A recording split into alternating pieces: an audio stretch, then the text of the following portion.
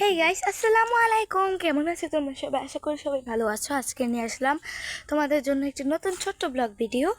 তো গ্রীষ্ম মানে ওই যে কোরবানির ছুটিতে আমরা আমাদের বাড়ি আসছিলাম। তো বাড়ির অবস্থা আমাদের যে কাঠের ঘরটা, তার অবস্থা পুরো বেহাল হয়ে গেছিলো। ঘরটা পুরো ভেঙে চুইরে একসাথে হয়ে গেছিলো। তারপরে এই যে আমার ঘরটা কিন্তু টানছি, ঘরটা আরও এদিকে ছিল। এই যে দেখেন পিঠা এদিকে ছিল, তারপর আমরা আবার এদিক করেছি। আসলে বিল্ডিংয়ে ঠিকমতো আলো পড়ে না, তার জন্য। তারপরে দেখেন এখানে এই যে মাটি দিয়ে এটা কিন্তু আমার চাচার ঘর। তো এখানে মাটি দিয়ে সুন্দর করে পিড়া করা হয়েছে, কিন্তু এখন পর্যন্ত লেপা হয়নি। এই যে দেখেন, এই যে সম্পূর্ণ ঘরটা, এটা কিন্তু উপর ছাদ আছে, কিন্তু উপরে চাইলে যে কারো থাকা যেতে পারে এমন ছাদ। তো এই যে সামনের অ্যাক্ট্রেসটা, সামনের যে ঘরের যে সামনাটা, এটা কিন্তু একদম সম্পূর্ণ নতুন করা হয়েছে। দেখতেই বোঝা যাচ্ছে যে এই ঘরটা নতুন করেছে।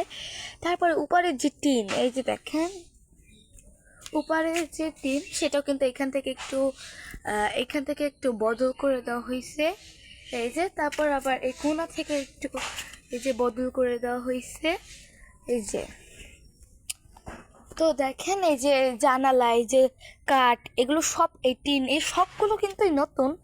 তো আমি আপনাদের একটু ঘরের ভিতরটা দেখাচ্ছি। এই যে দেখেন ঘরের ভিতরটা,